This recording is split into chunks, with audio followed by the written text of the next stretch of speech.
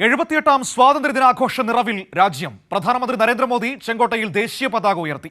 അതേസമയം BJP അജണ്ടകൾ സ്വാതന്ത്ര്യദിനത്തിൽ പരസ്യമായി പ്രഖ്യാപിച്ച പ്രധാനമന്ത്രി. ഒരു രാജ്യം ഒരു തെരഞ്ഞെടുപ്പ്, മതേതര സിവിൽ കോഡ് എന്നിവയാണ് പ്രധാനമന്ത്രിയുടെ പ്രഖ്യാപനം. രാവിലെ 7:30 പ്രധാനമന്ത്രി നരേന്ദ്രമോദി ചെങ്കോട്ടയിലെത്തി ദേശീയ പതാക ഉയർത്തിയത്. സർക്കാർ പദ്ധതികൾ എടുത്തു പറഞ്ഞായിരുന്നു ഇത്തവണയും മോദി രാജ്യത്തെ അഭിസംബോധന ചെയ്തത്. മെഡിക്കൽ വിദ്യാഭ്യാസ രംഗത്തെ നേട്ടം, ബഹിരാകാശ മേഖലയിലെ വളർച്ച, സ്ത്രീ ശാക്തീകരണം, കർഷകർക്കും യുവാക്കൾക്കും നടപ്പിലാക്കിയ പദ്ധതികളൊക്കെ പരാമർശിച്ചായിരുന്നു പ്രസംഗം. അതേസമയം BJP അജണ്ടകളും പ്രധാനമന്ത്രി പരസ്യമായി തന്നെ പ്രഖ്യാപിച്ചു. ഒരു രാജ്യം ഒരു തെരഞ്ഞെടുപ്പ്, മതേതര സിവിൽ കോഡ് എന്നിവ ഉൾപ്പെടെയാണ് പ്രഖ്യാപനം.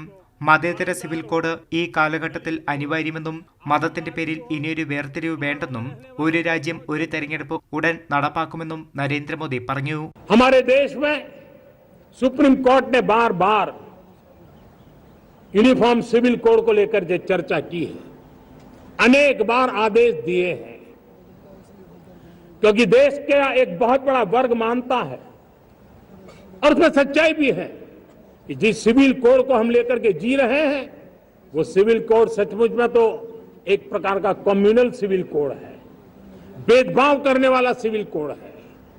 ऐसे सिविल कोड से जब संविधान के 75 वर्ष मना रहे हैं.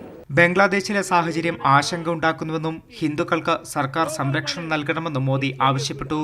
അതേസമയം പ്രതിപക്ഷത്തെ വിമർശിച്ചായിരുന്നു പ്രസംഗം. വികൃത മനസ്സുകളിൽ വികസന ചിന്ത ഉണ്ടാകില്ലെന്നായിരുന്നു വിമർശനം.